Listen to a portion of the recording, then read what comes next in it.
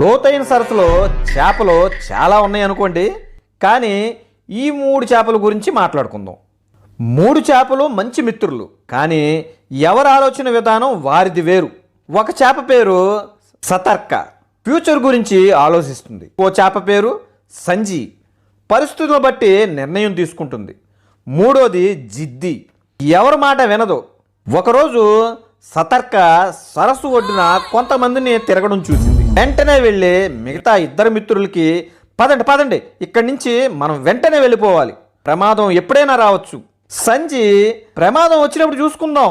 జిద్ది, ఎవడో వచ్చేది, ఈ సరస్సు మనది, మనం ఎక్కడికి వెళ్ళేది లేదు. మరుసటి రోజు కొంతమంది వల పట్టుకొని సరస్సులో వల వేస్తారు. సతర్క రాత్రి అక్కడి నుంచి వెళ్ళిపోతుంది, బతికిపోయింది. సంజీ వలలో పడగానే తెలివి ఉపయోగించింది, చచ్చిపోయినట్టు నటించింది. ఒకడు దాన్ని పట్టుకొని చూసి చచ్చింది అని మళ్ళీ సరస్సులో పడేస్తాడు.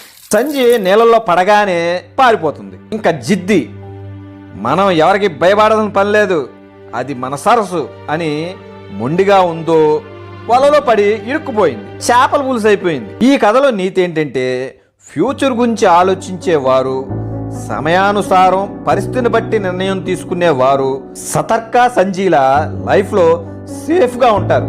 జిద్దిలాగా మోనార్క్గా ఉండేవారితో లైఫ్ ఇబ్బందులు పెడుతూ చెడుగుడు ఆడుకుంటుంది. ఈ వీడియో సారాంశం మీకు అర్థమైందనుకుంటా.